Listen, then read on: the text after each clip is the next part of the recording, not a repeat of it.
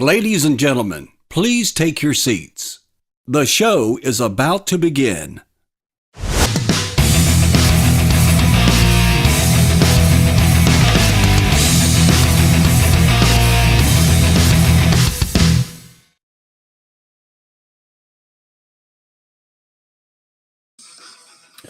Hey guys, how's it going? Glad that you can join us. Hold on here, turning down my phone. Glad you guys can join us this evening. It's a little bit earlier than I usually do my reviews, but we thought we'd try this time of day and just kind of feel out how many people would show up in our chat. How many people will be in chat this time of day? Before we get started here, I wanted to announce a new show that Simon and I are putting together on Twin Flicks, and that is Simon's Soundtrack Corner, where he will be reviewing certain film scores, soundtracks from movies, and just give his review on it. And also, he's going to do some top 5 lists, some retrospectives, like James Horner. He's working on a retrospective for James Horner.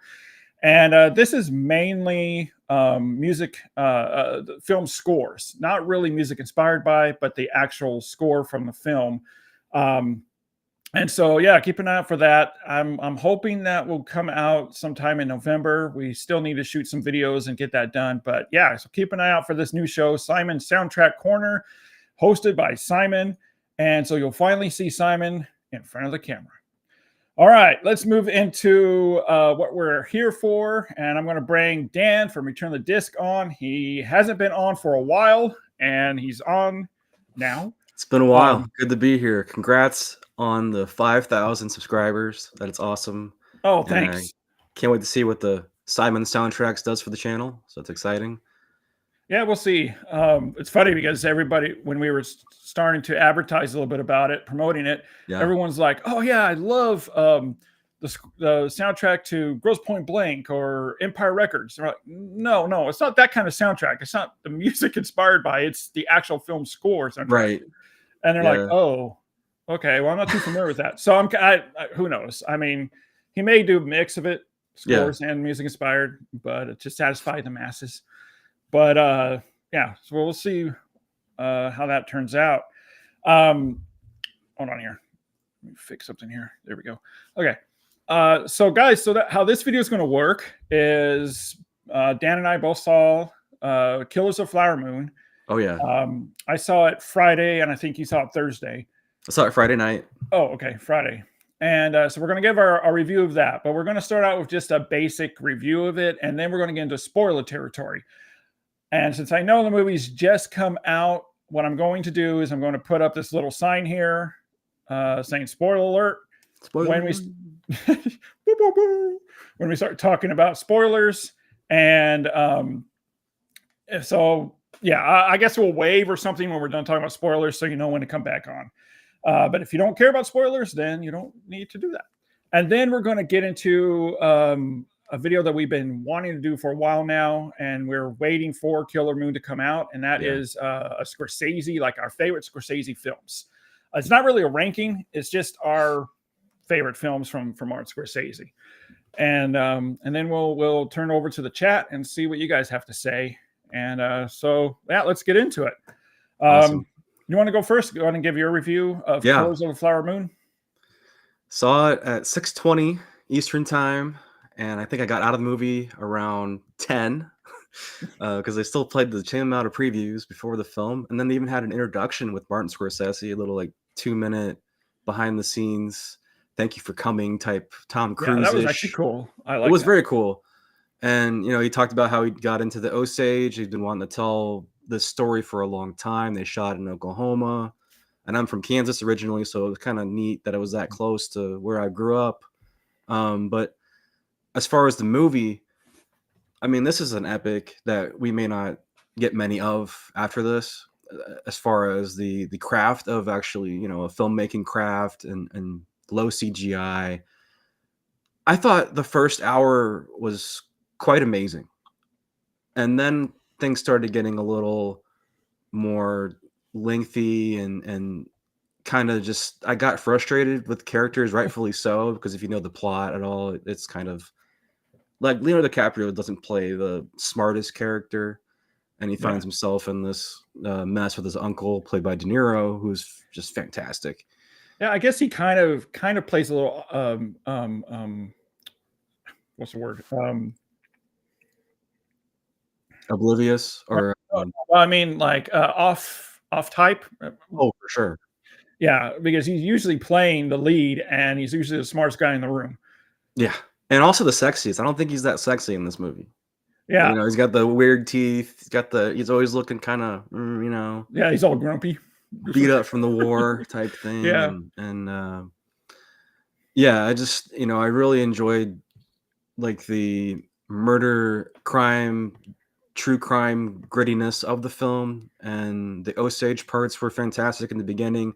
Then I think the focus on the Osage kind of left and became like these greedy, the greedy uncle that De Niro plays. You kind of see his plan come out, and then when the ending happens, I was just like, I looked at my watch, like I think it was near probably like the 3 hour mark, and I was like, okay, we might almost be over.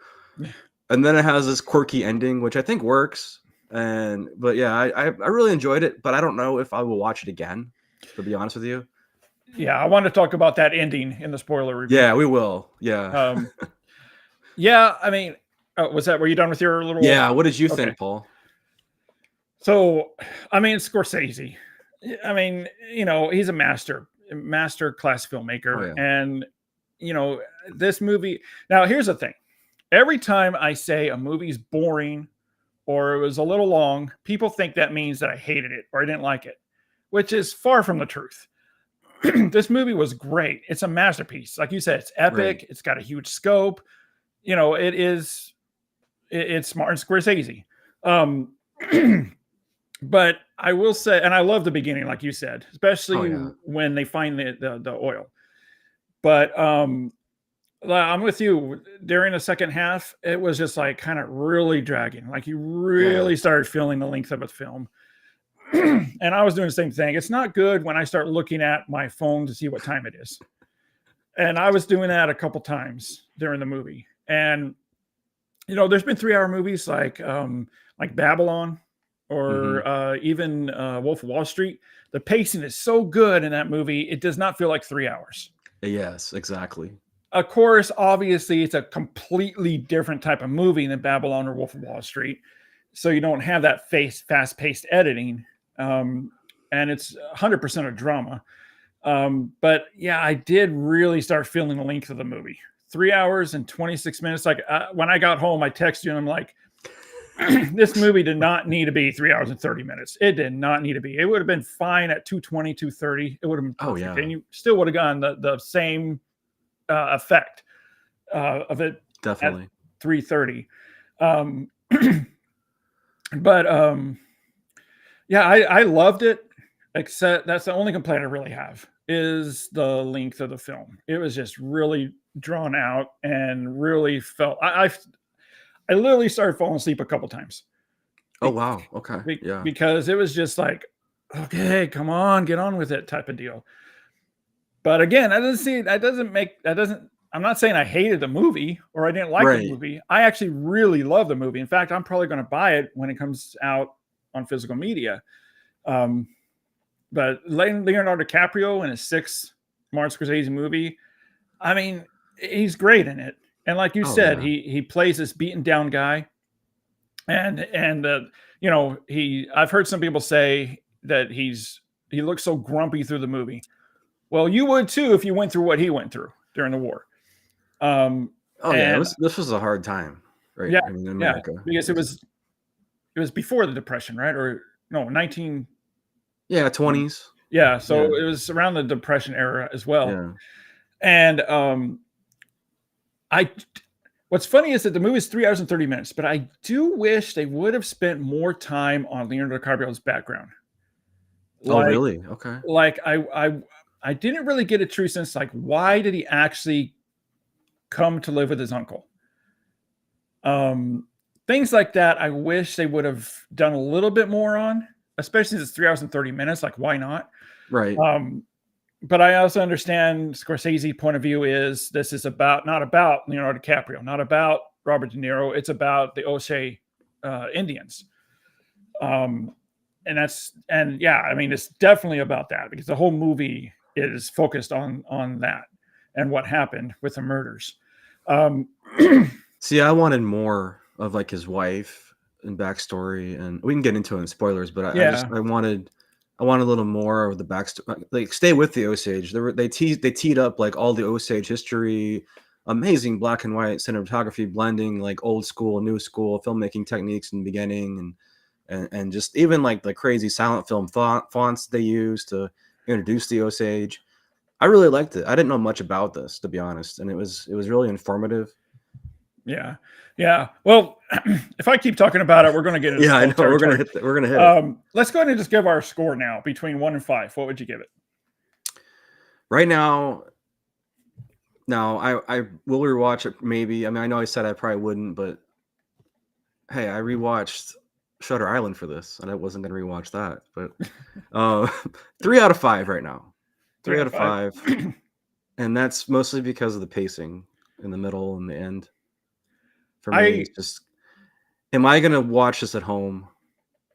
I don't think I can make it all the way through. And that's the thing. That's the thing I want to bring up is I think that at home it'd be more palatable. I think the 3 hour 30-minute movie would do better at home because why? You can pause it, get up, do your thing, go to the bathroom, whatever you want to do. You're not just stuck in a chair for 3.5 hours. Yeah. So I think that would make it better to watch it at home. Yeah. Sort of like a mini series. Yeah, exactly. I'm giving it a little higher score. I'm giving it a 4 out of 5. Okay. Again, this is for right now. If I know I'm going to end up watching it again when it comes on Apple TV because I think it comes out in November. And then I know that they're going to release a physical disc because that was one of Mark Scorsese's stipulations is to have a theatrical release and physical media. So I think if I watch it again, I'm going to like it more than the first time I watched it. But right now it's a 4 out of 5. But let's go ahead and get into some. Here we go. Is it good? Spoilers. There we go. Hey, spoiler territory. All right, guys. So this is all spoiler territory. So if you haven't seen the movie, you don't want any spoilers, don't watch this part. I guess we'll do a wave or something to let you know we're done watching it. That we're done with spoilers. So here we go. Spoiler territory. All right. Go ahead and give your thoughts first. Love the score. The score is amazing. And Robbie Robertson, I think this is like his final score. He just passed a couple months ago, but he did an amazing job with this. And I think that actually helps the pace. They have this like bass line throughout the film. Yeah, it's funny. I was actually, because I downloaded the soundtrack and I was going to use that for the opening of this video with the countdown, but YouTube. Oh, I'm sure. I tried it to test it out and they kept blocking it. So whatever. But yeah, De Niro, he's just so good in this. Like, he's so natural, and you forget about it. I mean, I know we saw The Irishman, and it had its flaws too, but he's great in that as well. He's great with Scorsese, period. So is DiCaprio, and to get them both in the same movie, and then they haven't done that since DiCaprio was a kid, right? It was like because he was in A Boy's Life. I forgot what movie that was. Yeah, Boy's Life. Yeah. So get them together. We get a lot of scenes together, which I really liked. Particularly one scene where there's like this, it's like almost like a barbershop floor, and De Niro is kind of questioning where DiCaprio's alliance is. Oh, when he was getting a shave, or was that? Yeah, I think so. That scene? I think it was a shave because then he pulls out the paddle. Simon's in here, so okay. Oh, okay. I see what you're saying. Okay. Pulls out the paddle. Yeah. Different area because they had a podium with a Bible on it too. Right. So it must have been some kind of church. But yeah, De Niro is in control from the get-go, and he has his eyes set on the Osage and their oil and their richness. And the way they do it is they seduce the women, get in to marry them, and then get the rights to their inheritance and whatever co-signed over to them somehow, and then they murder them, and like either whether it's poisoning or getting them drunk and shooting them in back alleys. And Scorsese doesn't hold back. He shows us stuff, and some of the shootings are just brutal, and it highlights the murders. So I really enjoyed the way that stuff was filmed. I just, I forgot the actress's name, but the wife that DiCaprio settles on, I didn't buy their chemistry for a while, and then I did, and then which I think was the point, though. You're right. Kind of like, You're right. These two people aren't supposed to be together. Again, yeah, this movie is like, there's like no good guys in this movie. Yeah. Few and far between, which can be a struggle to really get behind, because I was like, I can't get behind DiCaprio in this. I'm so used to getting behind him in movies that we talked about, except for like Django. Lily Gladstone. Yeah, Lily Gladstone. She did great, but I thought she was kind of wasted for an hour being like insulated with insulin and morphine. Because that's the kind of what DiCaprio was keeping her, sedated pretty much. And and then the third act, I was just like, please divorce this guy. Like, I was waiting for that. That's why it felt long for me. I didn't fall asleep, but I just was like, come on, get these guys. Let's arrest these guys. Let's break them down. And even like Jesse Plemons, he didn't really seem like he was that great of a. I guess it's the beginning of an FBI type thing with the protection and stuff like that. He didn't seem like he was fully like gonna make it. So I was like, I wasn't sure. So, I mean, I skimmed over a lot of stuff, but I mean, I really enjoyed that stuff about it. I just wish there was a little bit more in the Osage in the middle. I kind of felt predictable, and I'm sure it for us, because we're seeing it through the villain's eyes. We're seeing it through the greedy DiCaprio and De Niro's perspective. So we see the murders coming, like with the sisters and stuff, and we see they're tearing down the mother and all that. They're taking him in the back alley. We know what's going to happen. They're going to get the gun out and they're going to shoot him. So it felt a little repetitive on that, but I think it's okay. I think you said it was the point. Yeah. So I think I'm still processing a lot of this movie too. Yeah, I mean, I'll going back to the murders. Now this is heavy spoiler territory right here. What I'm about to say. So there's a scene where DiCaprio's wife, Lily Gladstone, is visiting with her sister, and it's her only sister she has left. Her mother died, and her other two sisters died, or actually, her other two sisters were killed, and the mother ended up dying from sickness. So she only has one sister left, and she goes there to visit, and it's she's really close to her sister, saying, you're all I have type of speech, tears in their eyes. And that very night, their house explodes. Yep. DiCaprio put the dynamite under their house to make the house explode. We know that as an audience that him and De Niro were planning this. But DiCaprio's performance after the explosion, he walks outside and he goes and tell her, yeah, it's her sister's house. He looked like the performance is, and that's when he's not a good guy, because the performance he plays to her. Pure evil.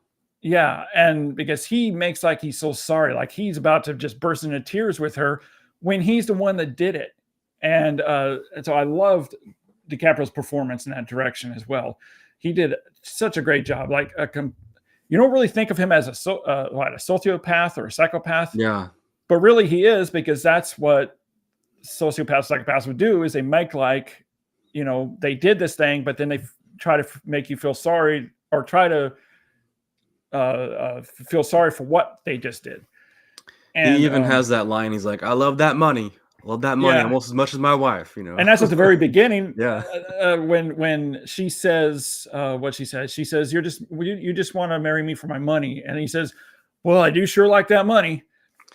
Yeah. Now, what's interesting about that scene is that he didn't continue saying, but no, it's because I love you.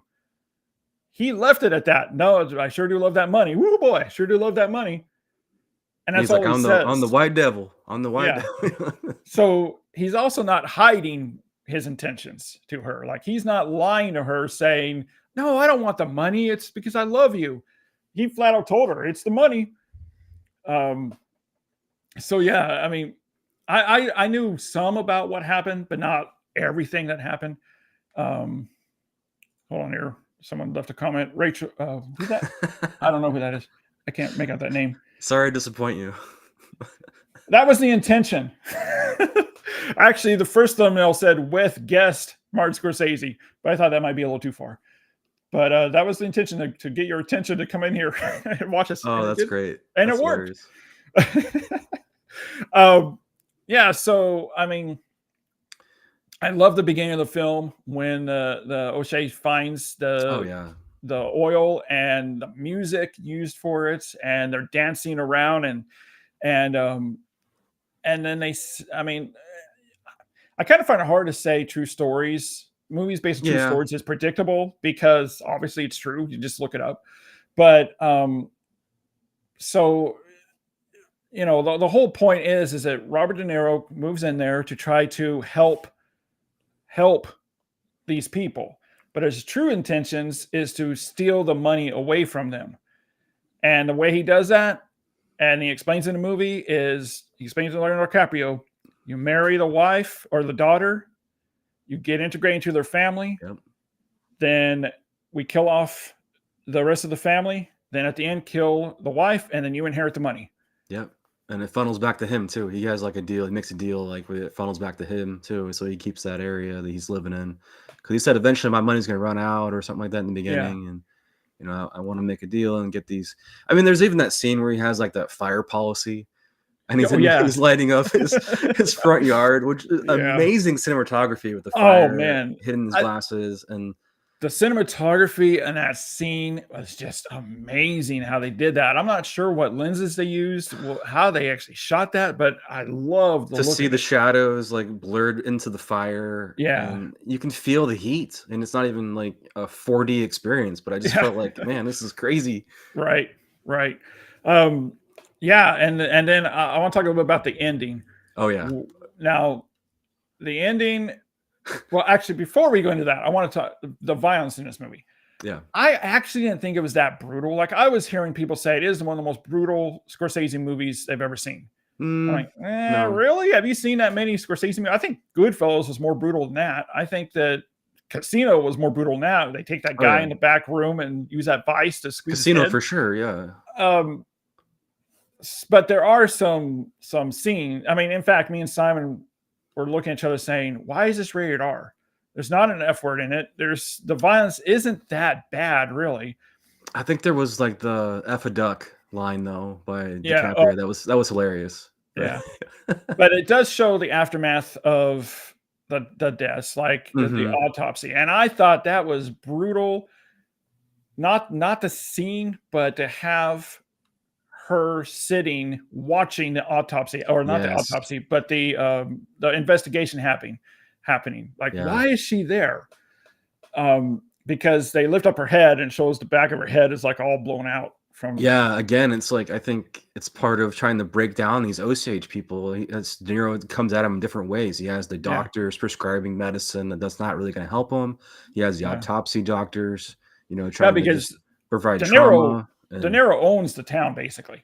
Oh yeah. And he tries, because he does not look like a villain at all in this movie, which I loved. He looked like he could be your grandpa, like your uncle. Yeah. I mean, he looks like the nicest guy in the world that's going to help you do anything. You need more land. Here's some money. Get yourself some more land. So I thought that was brilliantly portrayed by De Niro, and because even when he was caught and in prison, he still didn't look like he was a bad guy. He was like praying in the cell. He was like, "Oh Lord, get me out of this. Have mercy on us." He always played that card where he's like, the Lord. She's going to the Lord. She's with the Lord now. Yeah, right. Is there anything I can do? Praying for her. Yeah. For the and but the part I actually laughed out loud of this part was when Brendan Fraser as a lawyer says, big dumb boy. I did laugh too. And I was like, of course, no one else laughed in the theater. And I was like, I laughed out loud. And I was like, you big dumb boy. Pretty funny. But Brendan Fraser was good in it as well. Yeah, but, he was good. Everybody was great in this. But yeah, let's go to the ending, and then we'll get into our Scorsese thing. Perfect. So you want to set it up?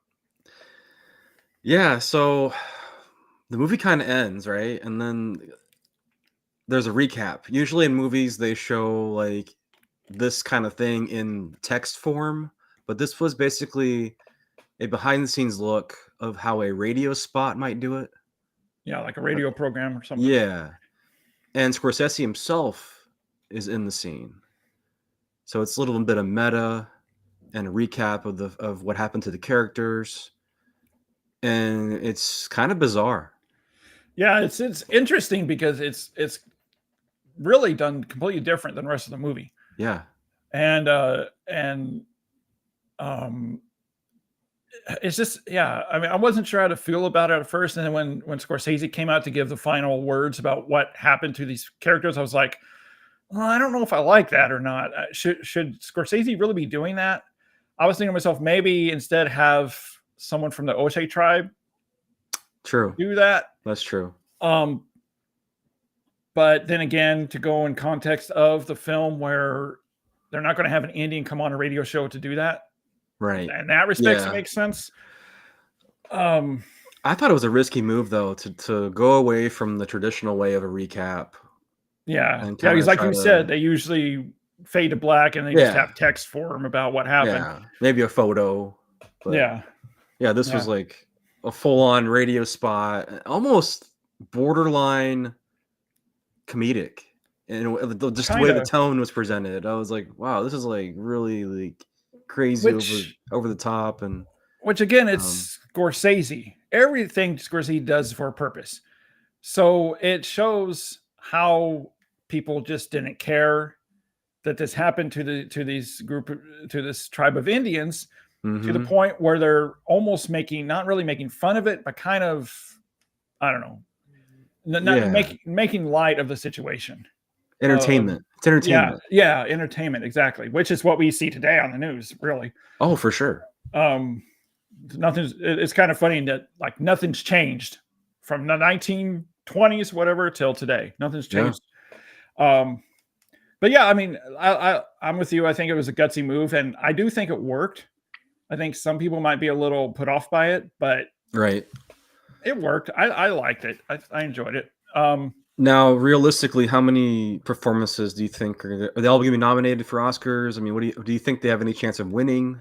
I have man, I don't know. When I first say like the actors getting nominated, I want to say I don't think none will, but Yeah. I think that, excuse me, Lily Gladstone might be, because her performance I thought was great in it too. And this is her first movie, I think. Is it really? Wow. He does that. I mean, he brought on Margot Robbie for Wolf of Wall Street. He's done so many discoveries. Yeah. Like, I don't know, but I do know it will probably be nominated for cinematography. Oh yeah. Editing. I see it more leaning towards that way, towards more technical Okay. awards than the actor awards. You don't think De Niro gets like a supporting nod? I mean, maybe Yeah. it could. They could just. It could be the Meryl Streep thing where it's Robert De Niro. We got to nominate him. Type That's of deal. true. Metal Matt. I would honestly be shocked if Lily Gladstone wasn't nominated. I think Gladstone was in a Certain Woman though, and That's another Kelly Richards movie. Okay, yeah. Matt, thanks for joining us as well. Yeah. I think out of the three actors, I think she will definitely be nominated. Yeah. I think they're going to score nomination too. Yeah, because I love that score, especially the opening song. It's really good. Yeah. I love that. I wanted to backtrack a little bit more because I forgot. I wanted to talk a bit about this. The scene where the scenes where Leonardo DiCaprio is sedating his wife. Mm-hmm. What I found interesting is, okay, so he's at the doctor to get his penicillin. First of all, before that, she's afraid for her life. And she tells him, don't go to the Shaw Brothers to get the medication because you don't know what they're going to put in it. Yeah. And what does he do? He goes to the Shaw Brothers, and they give him the penicillin, and then was it morphine? It was insulin for diabetes, and then morphine. Yeah. Okay, so it was morphine. Did I say penicillin? Yeah. Okay. Yeah. So it was insulin and morphine, and it wasn't to kill her; it's to keep her sedated. Right. And I've heard a couple other people say, slow her down, is what they said. yeah, and I've heard a couple people online say, why did he try to kill her? And I'm like, no, he didn't try to kill his wife that way. He was keeping her sedated so that She wouldn't talk. She wouldn't talk, and Yeah. she wouldn't try to do her own investigating, that she would just be out the whole time. And that's why, and then when things got a little too heavy for Leonardo DiCaprio, that's why he took it, to kind of knock himself out, just to, because things were just getting too much for him. I thought the president scene was kind of weird, where he just kind of like dismissed him. I mean, I guess he obviously sent somebody down there, but it was kind of just, okay, you know. Well, that's what they did. I mean, is it? Okay. Yeah, because I've seen old testimonies and videos like that through documentaries, and they didn't care. The white man didn't give a crap about the Indians, and it's just kind of like how blacks were treated in the 50s and 60s too. It's just they didn't care about them. They were a lower grade life form, and so the president's just like, oh, okay, yeah, whatever, okay. Yeah, but then it was like disturbing. But then something did come out of it, because the FBI did show up. Yeah. So obviously, you know, it was probably more for political gain too. All these people are dying in this region, and nothing to be done about it. So we got to do something. But yeah, I mean, I really liked the movie. I thought it was great. 4 out of 5 for me, like I said. I am anxious to watch it on Apple TV. I think comes November 10th. I'm thinking pretty soon, yeah. And I'm so happy that I did get to see it in the theater, though, because it is an epic movie, epic scope, beautifully, gorgeously shot. Like I said, yeah, it does. You do feel the runtime, but if you can take it, I would definitely say go see it in a theater. Yeah, see it in theater for sure. Because I don't know if, again, it's a good point that you could watch it like a miniseries, break it in 3 hours, but you know, I always prefer to try to watch it all in one sitting. Yeah, same here. Yeah. So that's our review and spoiler review of Killers of the Flower Moon. We're back. We're back, guys. We're back. Woohoo! Okay, so now let's get into. I guess I got a pile of movies that are my favorite. I was about to say Sylvester Stallone movies. That's a different show. Favorite Martin Scorsese movies. But first, I have to point this out. I rewatched this movie, and it's a favorite of yours and mine from last year. This Martin Scorsese movie right here. I mean, the way it's edited, the way it's put together, the way the pacing is. It completely, like, if you didn't know Damien Chazelle directed this, you may think this is a Martin Scorsese movie. And I was rewatching last night thinking to myself, man, this feels so much like a Scorsese movie. But I just wanted to bring that up. I think it's the pacing. You know, Thelma Schoonmaker, I think it's her name. She's been. Did she edit this? Scorsese's no, but I'm just saying. I think it's what the pacing and like the dark humor, the history. Exactly. It's definitely got a lot of Wolf of Wall Street in it, as far as, you know, the vulgarness, and so yeah, I totally see the comparison. Exactly. Do you want to start, or do you want me to start? Go ahead. All right. So first of all, this is one of my favorite Martin Scorsese movies. It's fantastically edited. Pacing is just amazing. Wait a minute. I love Cape Fear too. Peter Jackson directed this. Okay. That's not Boxcar Bertha. That's not it. Okay. All right. Okay, let's get serious. I think we're on the wrong show. I don't know who Martin Scorsese is, okay? I've only seen Killers of the Flower Moon. That's it. And I only saw about an hour of it. Okay, so first off, before I get into I have two bonus, I guess. Okay. But first, Hell's Angels. I don't know if you've ever seen this movie. I still need to. This is an amazing movie. It was made in 1923 or something, 1930.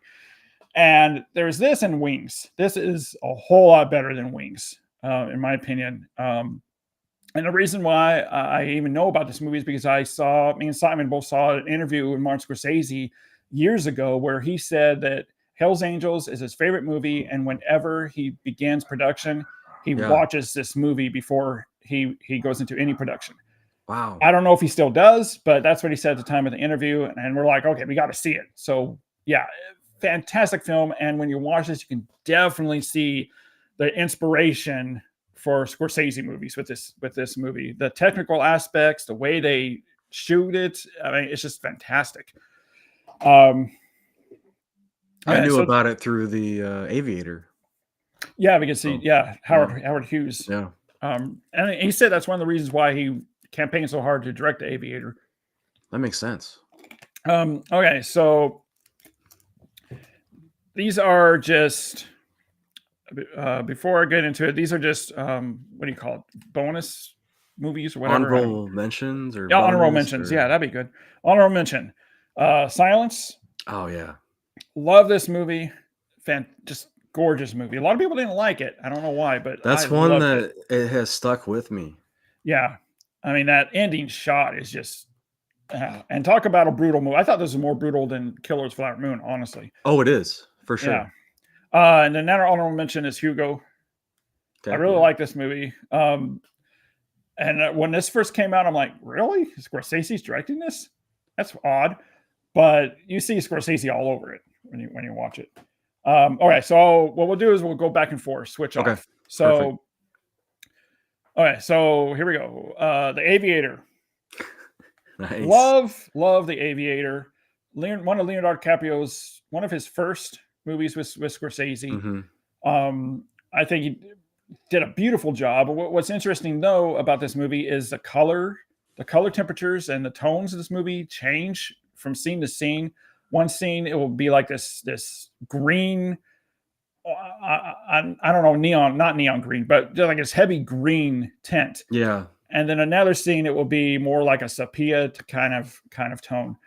And it matches the scene of the movie. Again, beautiful cinematography, wonderfully edited. So this is my first. An amazing that scene where the plane crashes. That just is an amazing scene. Yeah, especially if you've got surround sound.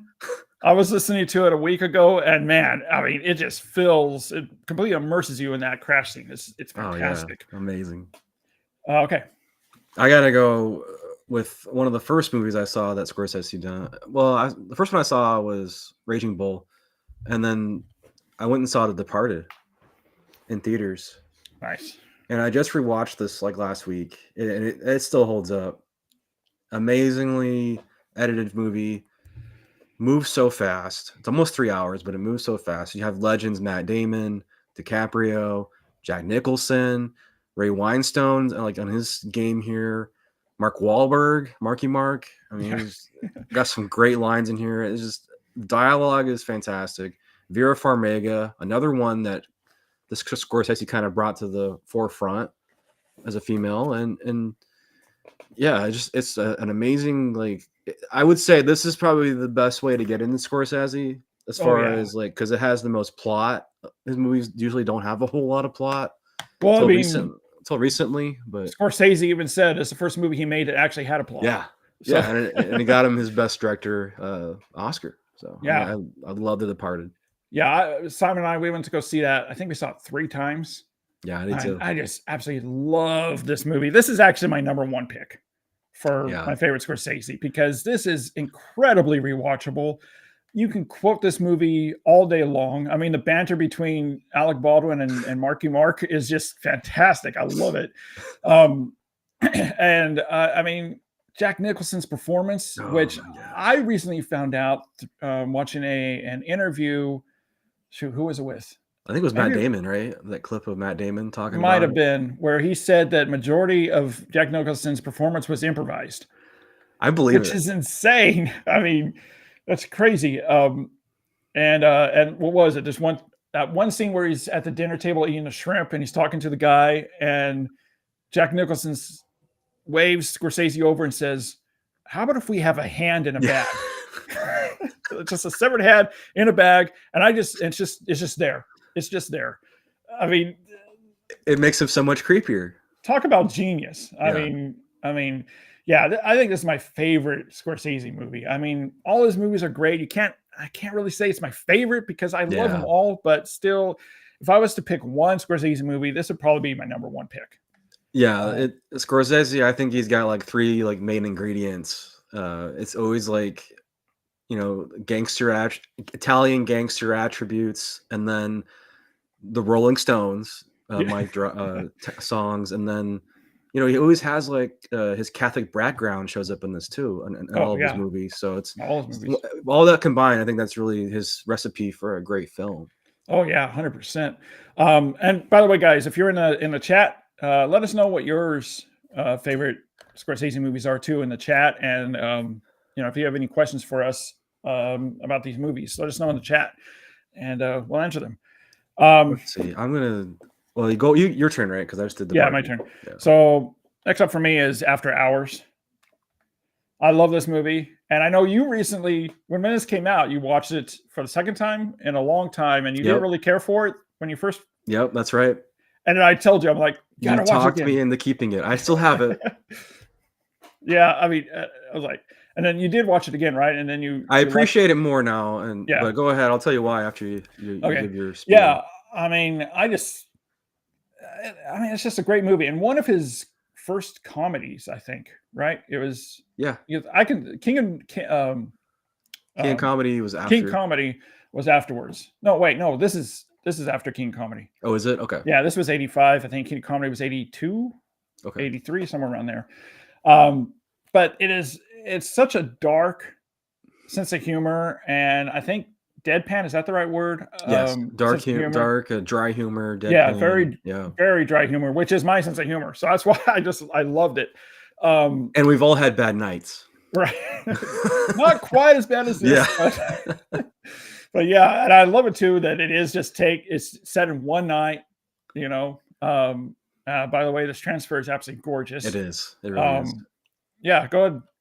Yeah, so after watching it and then researching the movie, watching the special features, I realized Scorsese made After Hours out of frustration. Like, he was falling out of love with filmmaking. He couldn't get the Temptation of Christ made. He couldn't get a couple other projects really going, and his career wasn't really hitting like it was in the 70s. So he made After Hours just to kind of reset and fall back in love with filmmaking. And it shows, man. Just the risks that he takes. Even that key shot where she throws the keys down. I love that. He catches it. I mean, it's just an amazing edit. Because after his 70s run, then he did New York, I think. Yeah. And even King Comedy, they're kind of shot more traditionally. Right. He doesn't use a ton of Scorsese type shots. And they weren't hits. And exactly. I watched an interview that he was kind of like depressed about it. Like, should I continue doing this? But he made After Hours, and it kind of revigorated him. So I don't know. I've come around on it. I don't know so much. I don't know about now, but it used to be if you had 3 flops, you were done. Yeah. And that's what he was having. And so completely. And it definitely shows he was like, okay, I'm going to make this my way, the way I want to make it. And he kind of fell into that when he first started doing films, because Boxcar Bertha was more traditionally shot like more like a Bonnie and Clyde type movie. And I think Coppola saw it and he said, "This isn't you, man. It's a good movie, but it's not you. This isn't who you are. Go to use what you know. You know, as a writer, you're taught write what you know, direct what you know." And that's what he knows is New York, and then he made Mean Streets, which great segue into my next pick, which is coming next month on 4K, I believe. Yep. From Criterion. It's that's gonna be great. I can't wait for this. Yeah, I can't wait to see your comparison. Oh yeah, definitely doing a comparison with Yeah. between these 100%. But this again, it blends the Catholic upbringing because Scorsese was close to being a priest, which is insane to think about. And Yeah. then, I think Scorsese even does the voiceovers in this in Harvey Keitel's mind, and we really get to see the beginnings of De Niro, Scorsese, and then the whole mafia thing. Rolling Stones are in here too, so it's got it all. Just an amazing, like, really kickstarted his career. It's not his debut film, which is a testament to you don't always make it on your first movie. I Keep think going, and he's kind of because he did Alice Doesn't Live Here Anymore, yeah. and what was the other one? Boxcar Bertha, I think you said, right? Yeah, but I think wasn't there another one before that? I don't remember. But he did a bunch of shorts. I know that. but and this is Scorsese's debut as Scorsese. yeah, he found his voice. Yeah, 100% with this movie. And yeah, Matt says After Hours is so good. I loved it even more on rewatch. King Comedy was 83 and After Hours is 85. Yeah. Oh, you're so close. Didn't I say that? You said 82, but you're Oh, okay. Yeah. Fine. Yeah, I mean, what more can you say about Mean Streets?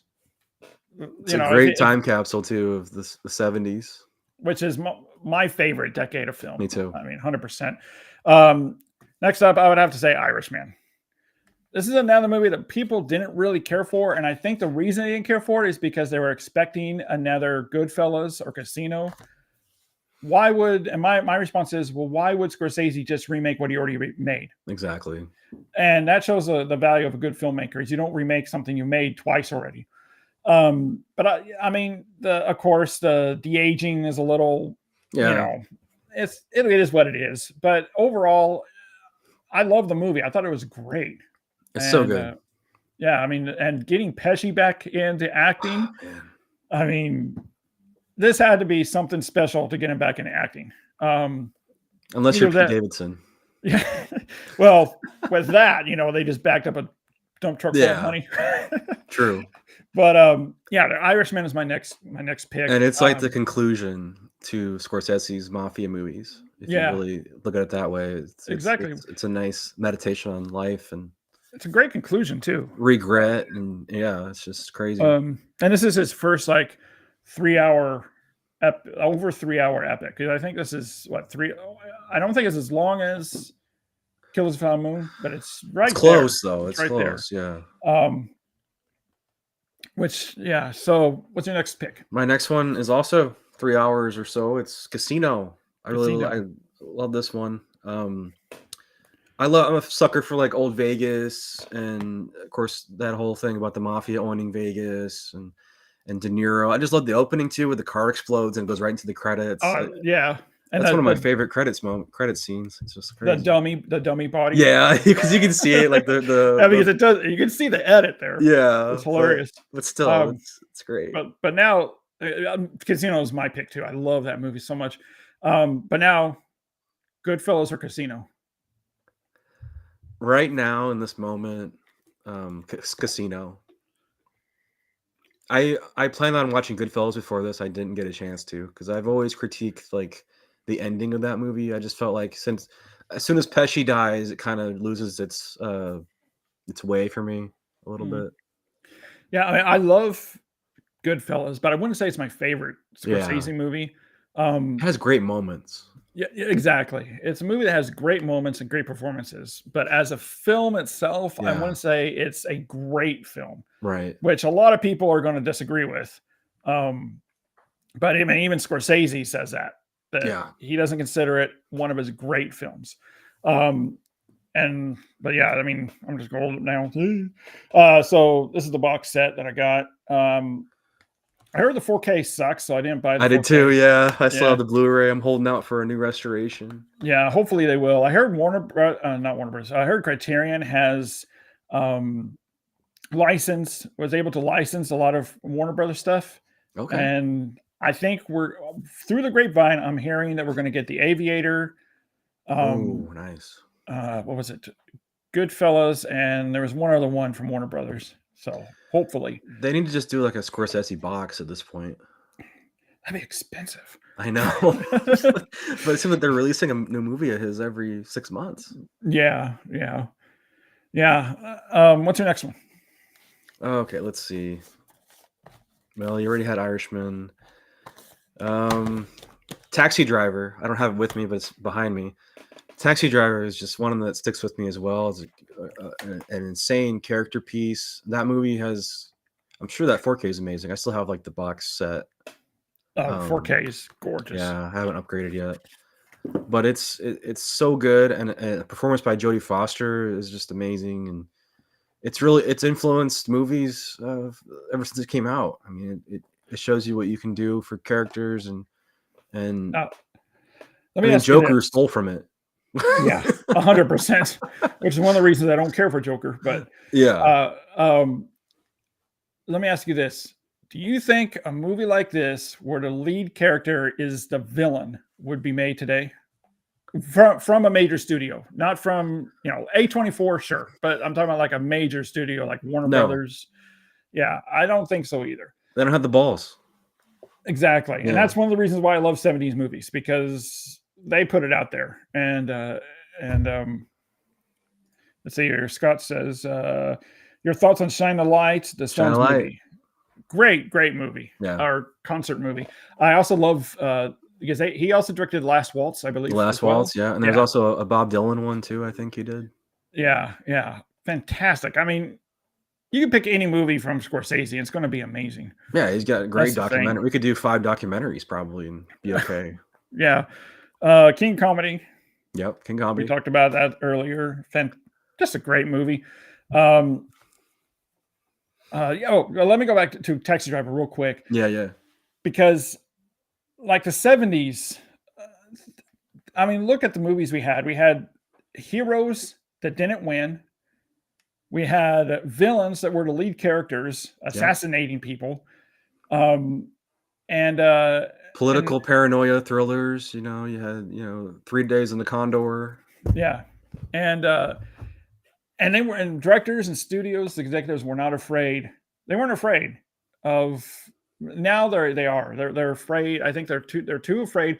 Well, if we put out a movie where a villain is assassinating the president, I don't think that's going to go. It's not going to make any money. It's not going to make any money. We have to have Iron Man come and save him, save the president. I mean, it's all safe bets now. You have to have that IP or a remake or CGI, and which is one reason why Scorsese has decided to go with Netflix and Apple TV, is because he can make what he wants, and they're not going to tell him no. Which is also why it's 3 hours and 30 minutes. Yeah, they're not going to be like, "Hey, cut that down." Yeah. Next, we're going to talk about this now because I lost count. So let's just I remember throw out some movies, I guess. I've only got this and one more. And this is a movie that you didn't like. Oh yeah, I know. You told me you didn't like at first, and I was like shocked you didn't like this movie, because the way it's directed, the way it's acted, I just thought it was just brilliant. And Shutter Island. I mean, I saw this movie twice, I think, in a theater. Wow. I loved this movie. I mean, just the little nuances and little things in the movie, hints and clues, are spread throughout the movie, but they're not too noticeable. They're real subtle. But yeah, I mean, so you gave it another watch. I did. And what'd you think? I liked it better, but they still kind of lost me an hour in or so. I think partially it's because I kind of figured out where it was going, and we're seeing it through his mental state. I don't want to do too many spoilers, but they try to make it seem more clever than it is. I felt at the end. Yeah, that's kind of how I felt. I felt kind of. I mean, this movie was what, 2010? Yeah. If you haven't watched it by now, you're probably not going to watch it. So spoilers, go ahead. It's fine. Basically, he goes insane after his wife murders their kids in front of him, and it's basically told backwards, where we're thrown into this noir mystery with DiCaprio, Ruffalo investigating this island with an asylum on it, and suspects. They have the doctors and all that, and they're putting pieces together. But it's really all in DiCaprio's character's mind, which is really genius. I'm sure the script read really well. I just don't think the execution was fully there. Still a good movie, still well worth it. I mean, it's high filmmaking, and I appreciated like the noir references that he has in here. This is definitely like a throwback to 1930s. Yeah. I could see this being really good in black and white if they had a black and white version. Yeah. But yeah, it just kind of lost me halfway through or so. But I continued watching it. I finished it, and again, Scorsese does this thing where it's like you see these kids in the river dead, and it's the aftermath of the killings is more shocking than the killings. Yeah. Right. He does that in Killers of the Flower Moon as well. Yeah. I mean, I agree with you. Yeah. On it, but I really like psychological thriller type movies, and this is especially one that's directed this well with a the noir type investigation and stuff. I was confused on because his partner Ruffalo, like he's a psychologist at the end, but in his dream or whatever, doesn't he like fall off, like jump off a cliff or something? Is that like, him? I thought it was, but I guess it's in his mind, so it's not him. Yeah. I mean, I always thought I didn't think it was him. Yeah. Now, but do you think this guy is he's an ex war veteran. Ex-cop. He saw a lot of crap in the war and traumatic stuff, so he's got it. Which I love those scenes were fantastic. That was haunting, the flashback scenes. Yeah. And then he became a cop, I think. Yeah. And it put him over the edge when his wife went nuts. And, it's just because she even says too, like, well, we can just keep him and feed him and do like a Texas Chainsaw Massacre type thing. I would say this is more of a jump in for Scorsese as far as horror movies. I'd say this is his closest horror movie he's put out.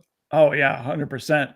I will say though that he has said in the interviews, and I think he said it in a recent interview, that he regrets taking on the project because he wasn't as familiar with the psychological aspect as he would be now. And it does show throughout the movie that maybe that's my issue with it then. Yeah, I just felt like it could have been executed better, if that makes sense. Yeah. I like I said, I agree with everything you're saying. Yeah. But I love the ending. Yeah. What do you think happened? Do you think that he did the lobotomy? Oh yeah. Yeah. That was a huge thing when the movie came out. Like, did he do it or not? And oh yeah, absolutely. Yeah, because he said, I'd rather live as a good man than a monster. Yep. That was the line. Yep. Yeah. And now do you think that girl in the cave, do you think she was real? I don't. That was part of his storyline in his head. Yeah. And there's just a lot. There's a lot of misdirection, and you're not sure what's real at moments. And then it started clicking for me, like, oh yeah, this is like all in his head. I kind of figured that out halfway through and on rewatch. And there is a lot to unpack in a movie too. There is, and like of any of these movies, there's a lot to unpack, and that's the genius of Scorsese. Yeah, exactly. It's not a bad movie. It's just, I think it's like middle tier. Yeah.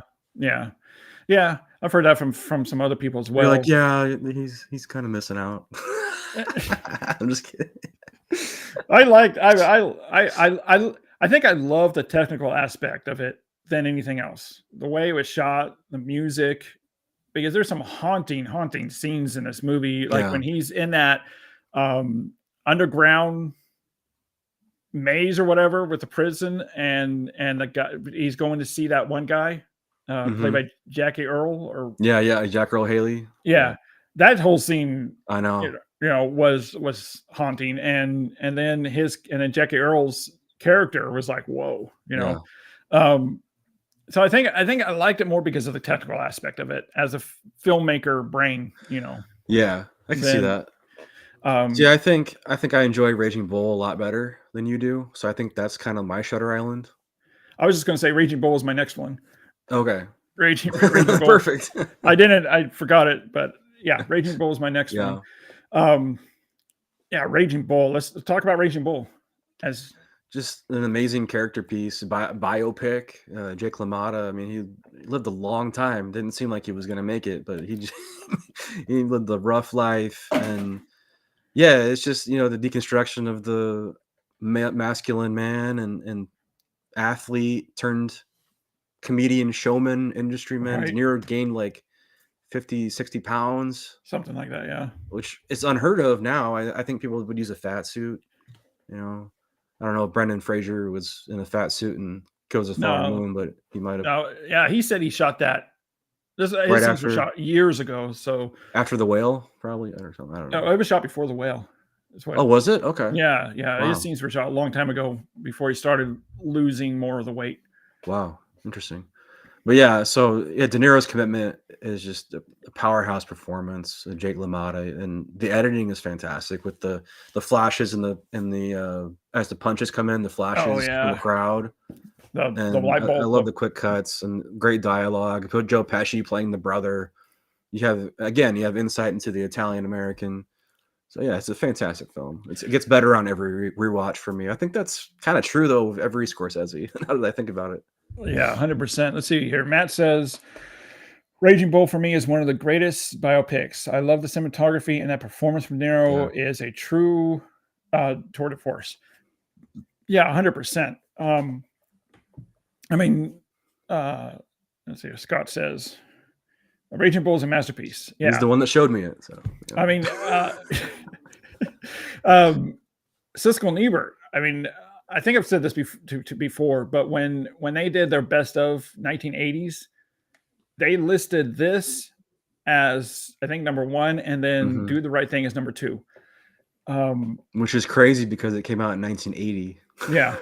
So right. Other films got like 10-year chance to overtake it. Right. I mean, the shot that sticks with me, which I'm sure sticks with everyone else too, is the close-up shot on the ropes with the blood dripping down in slow motion. I mean, just beautifully shot. Beautiful and then black and white. And in the slow motion when Robert De Niro is about to hit it, and he does the slow motion with the smoke in the background. I mean, it's just, and the music too. You know, the score was just fantastic. Just prime. I would say that if you want to start getting to Scorsese, The Departed and Raging Bull, probably the ones I would say, because that gives you The Departed with how fast paced it is, the action, the banter, and then you have a more slower, more dramatic Scorsese. I would throw in for like the kids now, 20-year-olds, probably Wolf of Wall Street too. Yeah, well, yeah, 100%. Which was my next one. I think this is my second or third. I would say it goes back and forth, but second or third favorite film from Scorsese. I mean, this movie is just, it's just insane. I love this movie. Another one that I saw twice in the theater, and the 3 hours just flies by. I mean, it's one of those movies where when I walk by a TV and it's on, I have to sit and finish watching it. It's one of those movies. And it's so well done. It's incredibly well done. Leonardo DiCaprio is fantastic in it. And Margot Robbie, I mean, can't go wrong with that. Can't go wrong with that. Barbie herself. Yeah. What was your next one? I don't think I have another one that I can think of. Did you do Wolf of Wall Street? No, I didn't. Okay, I brought it up, so go ahead. That's your next one then. Go ahead. Yeah, we'll talk about it. Talk about it some more. Yeah, I mean, McConaughey is great in his like 10 minutes, and then Jonah Hill is. Jonah Hill's. I think Jonah Hill stole the movie. It really did. These scenes, yeah. And yeah, I would love to see a Jonah Hill DiCaprio movie again, like something other than this, maybe something a little different. Yeah, like Lethal Weapon 5. Did you see War Dogs? War Dog, yeah. I saw War Dogs. Yeah. Miles Teller, and that was good. Yeah, guys. So that's our favorites rundown. Not really a ranking, just a rundown of our favorite Scorsese movies.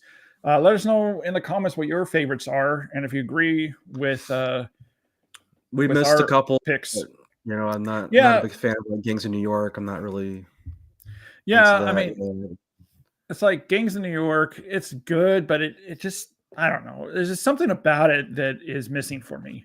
Yeah, me too. Um, and I wanted to stick with like feature films. I didn't want to go to like documentaries or concerts Yeah. or TV shows. Like I mean, Or Vinyl. vinyl. Like, yeah, vinyl.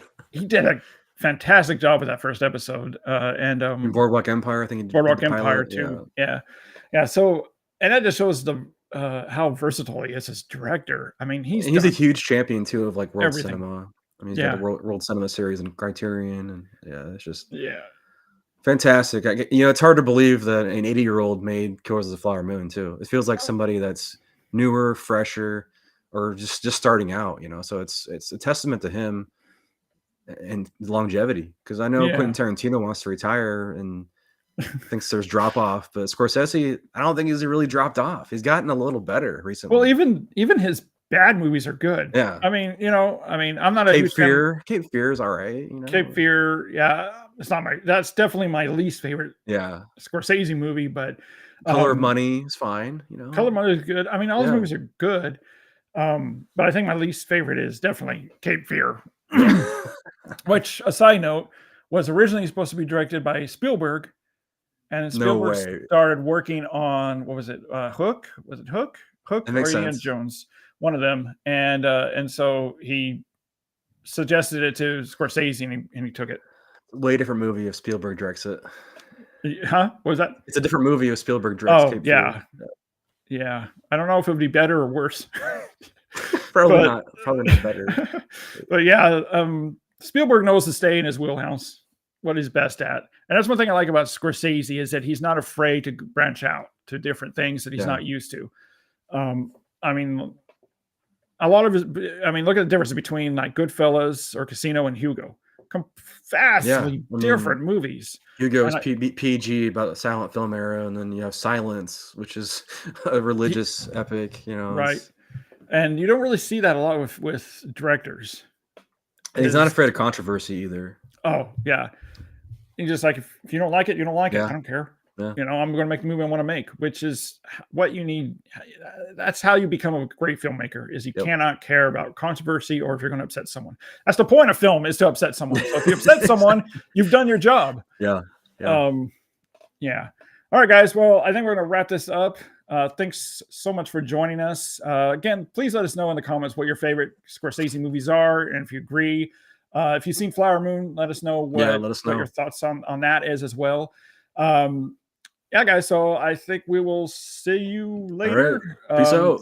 Thanks for coming on, and we will catch you guys later. Thanks for having me. See ya.